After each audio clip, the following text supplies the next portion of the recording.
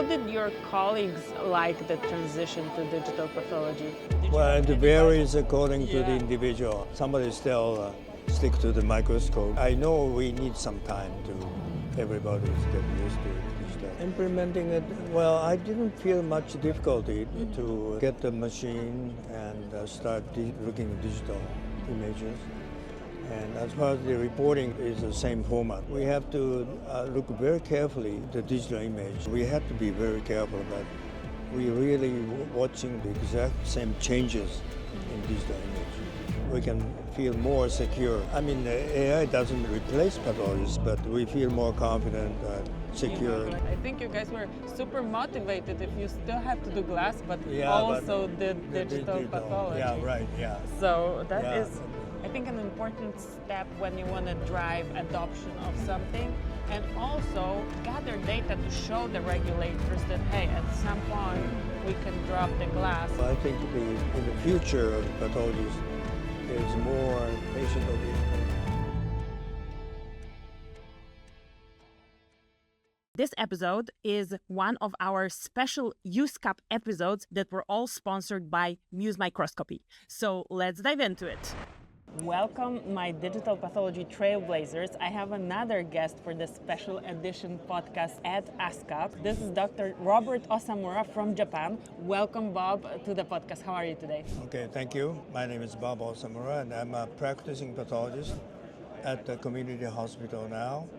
And I've worked for IAP, International Academy of Pathology, and International Academy of Cytology, as well as Digital Pathology Association, DPA. And I'm really interested in endocrine pathology, breast pathology, and digital pathology. And particularly recent application for the AI, artificial intelligence, is very attractive, and we should think of how we use efficiently in our future practice. So currently, what's the place that you practice right now? I'm Which at hospital? Kokan Hospital, Nippon Kokan Hospital, Okay. near Tokyo, in Kawasaki. Yeah, yeah. How big is your hospital? About 300 beds. It's yeah.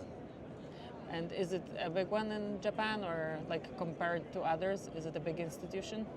Well, it's a rather small size hospital, and we do practice in pathology in various tissues, different kinds of tissue, and we apply digital pathology in small biopsies, and we read them every day. Yeah.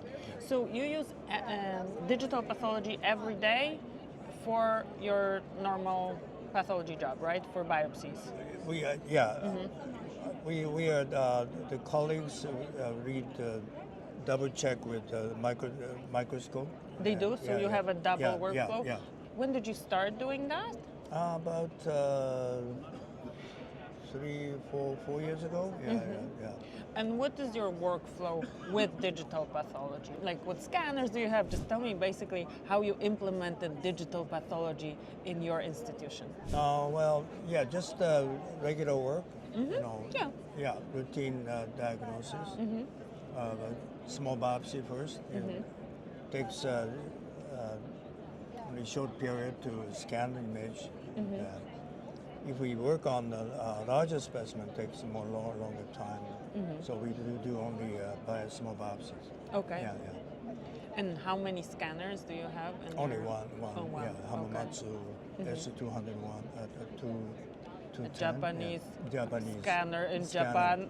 That It's a very good. Yeah. We selectively scan cytology, but not the routine work. Yeah. So why did you decide to implement digital pathology in your institution? What was the driving force? Why did you decide that you need to have that technology in addition to glass slides? Well, first I was interested in the digital image, how practically useful.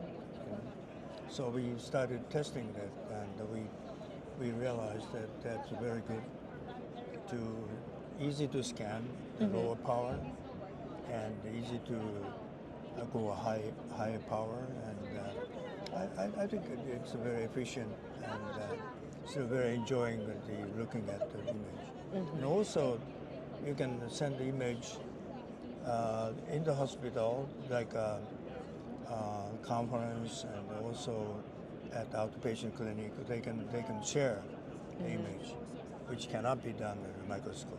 Yes, And or it so- takes very, very long Yeah, time. yeah, yeah. Also consultation. Yeah, if a difficult case, we can send out. Well, of course, we have to be careful about The- privacies and also all that, but protecting those privacies of patients, is very convenient.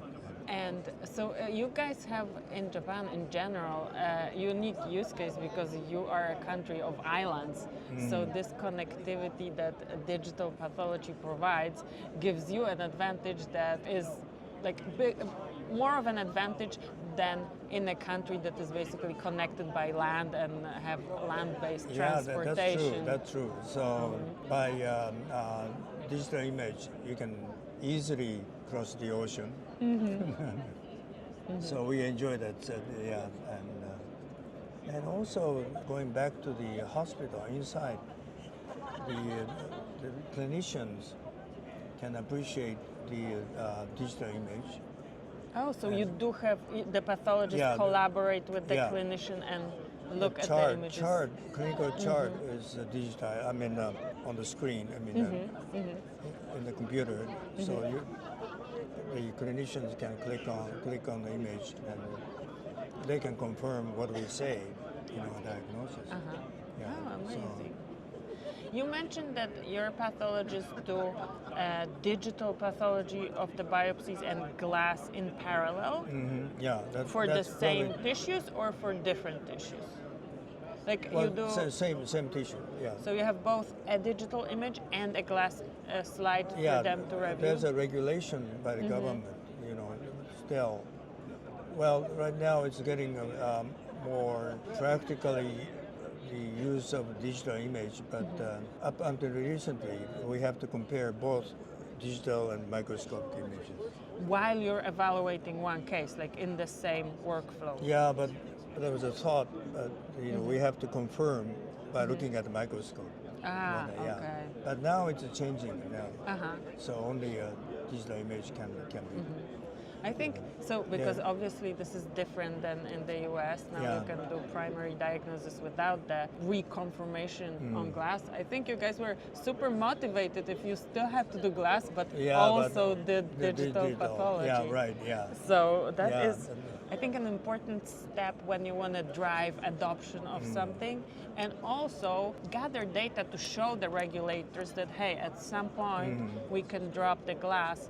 It's good enough. That's right. Yeah. And let us just. I think do it's about digital. time we can look at only digital images. Yeah. What's the process in Japan? Like you would have to submit some studies, or like how do you have the conversation with your regulators? Yeah, there's like FDA. We have PMDA, the government, which regulates those all the rules for the diagnostic regulation and also reimbursement.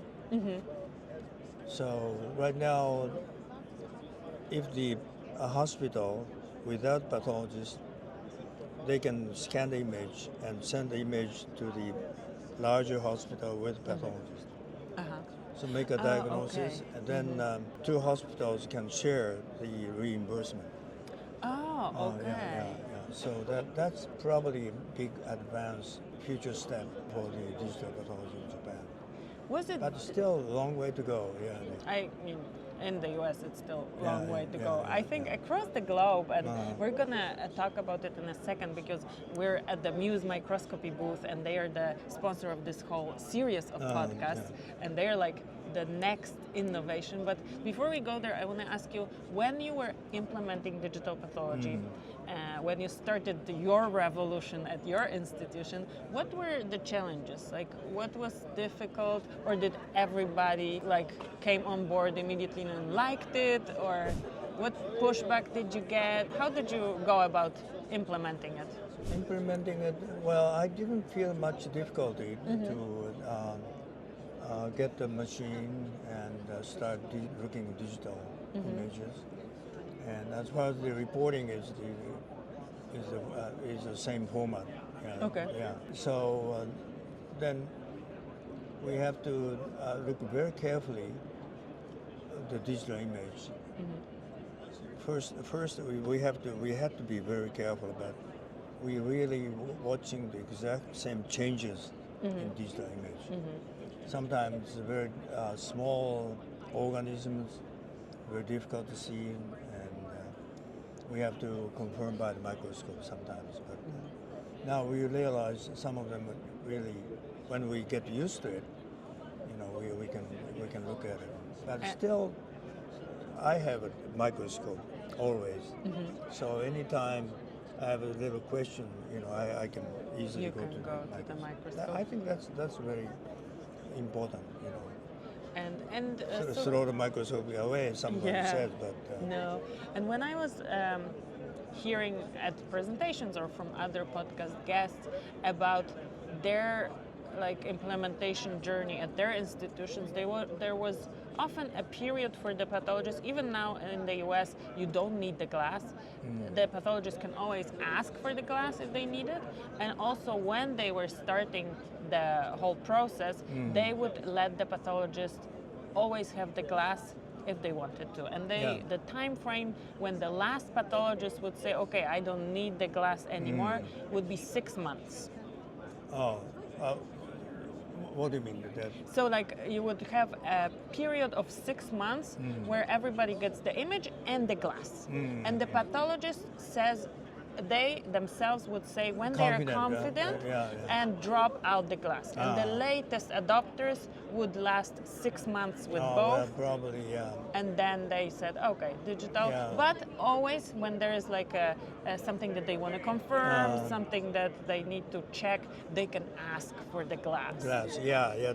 That's exactly what I'm saying. We can't throw the microscope away. Yeah.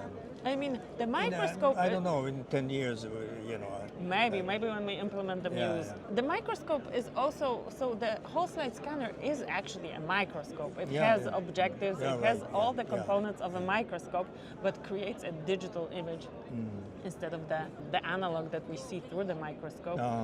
How did your colleagues like the transition to digital pathology? Did you have it anybody? varies according to the individual. Yeah.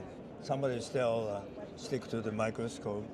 Yeah, that's okay. Yeah, I know we need some time to everybody's get used to digital, but eventually, I think we use the digital images. So now let's talk about the MUSE technology, which is the direct to digital imaging from tissue sections. And where do you think that would help you in your current? In MUSE? Yes, system? if you would have the MUSE system, if this was all ready to go, what would be your application? Where would you use it first? Where would you use it second? What are the advantages that you see for your particular use case in your country, in your hospital, how you work? Let me think. If I have that machine, probably I use it for the first. I apply for the intraoperative diagnosis, and if the surgeons are waiting in the operation room, and we can just put the tissue, fragment tissue, and cut the plane, get the digital image. And I heard this virtual color can be used. Yeah. So I hope it takes much shorter. So then we can reply to the surgeon very quickly, and then the surgeons can go to the next step. So I think the first application I can think of is intraoperative rapid diagnosis. But then if we can use fixed tissue fragment, then we can use for the permanent diagnosis. So probably we can think of two ways: rapid diagnosis and also permanent diagnosis. Yeah, but permanent. Then right now we have a section stain. It's a permanent we can save it permanently. But if it's a chunk of tissue, even if fixed, we can't keep it forever. That's So true. You then would need to. we have to think about it. But anyway, we can make a permanent image to keep as a digital level. I think it's good, and so I know recently there's virtual color, and even its immunohistochemistry can be virtual color. So everything, once you have cut the plane of the tissue, we can start thinking about H&E, and based on H&E, we can make a virtual color, the various things. Everything is a virtual. That's probably one way we can think of. I'm not sure how much. I mean, we are hypothesizing right Yeah, now, yeah, right, but yeah. that's the question I have. Yeah, I yeah. want to see like where do different key opinion leaders from different corners of the world see this being applied, and frozen sections intraoperative is something that comes back over and over. Yeah. So I wanted to ask the- you. Go ahead. Excuse me. The frozen section is, as you know, it's histology. Morphology is less satisfactory. I mean, Yes, yeah. everybody says Compared to that they the, don't like frozen sections yeah. compared to So I H&E. think looking at the MUSE technology, I think it looked better than the frozen section. Definitely, I think so too. And what I wanted to ask you about is about what you already mentioned, that some hospitals don't have pathologists, and then they can collaborate with hospitals that have pathologists. Like how many, like outside of big cities in Japan, how many remote areas do you have? Is there a lot of hospitals in the remote areas Not or yet. care places? Is this a problem there, Well, or a reality rather than a problem? theoretically, it's a very good system, But reality Because they're is famous for good this hospital systems in without Japan. pathologists do have to have the scanner Yes. to the scan image and send it to the pathologist. So they So also. that's it's a very expensive scanner. So if those MUSE scanner is less expensive, Then it's a solution, right? Yeah, and also technologists can manage to cut the plane and send an image. Then probably it become very popular. I can imagine that as well. Also, we say that if they can send a slide to the pathologist, that means they need to have the histology laboratory, right? Or can they send tissues? Right. But if they send tissues, then they probably cannot share the reimbursement, right? Because Right, then yeah. everything goes to the hospital where you send this. Yeah. Interesting. I mean, not secure. If you have it Yeah. and if you can confirm it. Yeah, And I yeah. think many pathologists, especially the more experienced one, the older generation, they want that backup. This is what they trained on. This is what we all trained on. I'm a veterinary pathologist by training. Oh, you? Yes, Yeah. now working in drug yeah. development. But this is like, we trained on glass, and many feel a lot more secure doing work on glass than on digital. Yeah. Even though the image is generated in the same way, it's still light microscopy.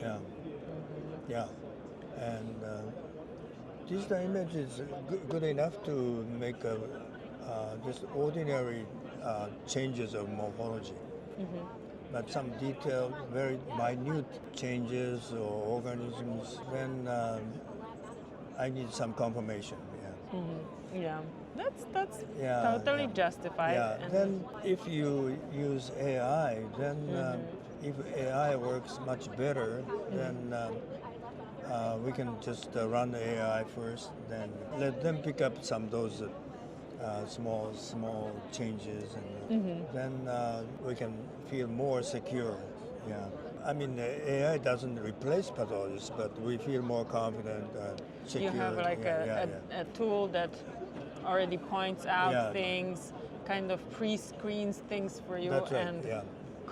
you can confirm, or if you disagree, you can just disregard this and do your own analysis. Right. Yeah. One more thing before we wrap up that I wanted to ask you. What's the percentage, how many hospitals in Japan are doing digital pathology? Is it a lot? Yeah, Is it that's not a so many? very good and difficult question to answer. I I know would that in say, Asia it yeah, varies per country a lot. varies, and still, because of the very limitation, like cost of the scanners and several other things, I would say still very limited hospitals use fully digital system. Yeah. They might have a scanner, but Okay. how practically they use, I'm not sure, but it's very limited still. Yeah. So how we can go further? Probably we should be more familiar with the system, and also scanners should be more popular and can get in the lab. So still, Maybe. it's very expensive. Right now in Japan, government approves Hamamatsu, Philips, and Leica. Okay. So they're good These are the price. main. Yeah. Yes, and obviously, MUSE is a new device, Yeah. so that's going to be another regulatory pathway, different in Yeah. different countries. I'm excited about this. Yeah. Let's see. But I'm looking forward to be using the digital images as a routine work, and also if it's combined with AI, maybe we can predict some molecular changes or more give us applicable information about the treatment. Uh-huh. Yeah. Yes. So I think in the future of pathologists is more patient-oriented and more clinical information. That is also a theme that comes back again because it's a little bit pathologists are looking forward to having systems and devices and software No. make them more efficient, Yeah. but not so that they can do even more job, but rather so that they can be more involved in patient Yeah, care, that's in that's the point. Yeah, interacting with yeah. clinicians, and being part of the patient care team, Yeah. and not just this specialty that delivers a report and somebody else takes Yeah, it. that's right. Yeah. So I think also for our profession, this is That's exactly what I'm thinking, and also many people are thinking, pathologists in the future. Yeah. Otherwise, no reason to be digitized or what's the AI. point? Yeah. I think the same. Yeah. Thank you so much for joining me. What I wanted to ask you yet before we go is where can the listeners learn more about your work? You mentioned you're active in Digital Pathology Association as well. I'm a member of education committee, and Okay. I joined the committee meeting, and I'm available. But Okay. yeah, So if anybody wants yeah, to, yes, give me my please, card. I would love to get your card. Yeah, Thank I'm you very working much. at hospital, and my email address. Okay, so there Yeah. is the website www.iapjapan.org. This is the Oh, that's the IAP, International in the Academy of Pathology, Yeah, Japan. yeah. Okay, so definitely we can check this website. This is the next year we host International Congress. Oh, So that's a good. congratulations in Fukuoka. Yeah, Fukuoka. That's a southern part, big city. Okay, so if anybody wants to visit Japan in Fukuoka, 8th to 13th of Yeah, October. Thank you so much. You're welcome to come. Yeah. Yes, now we have to go to Japan. Yeah. Right.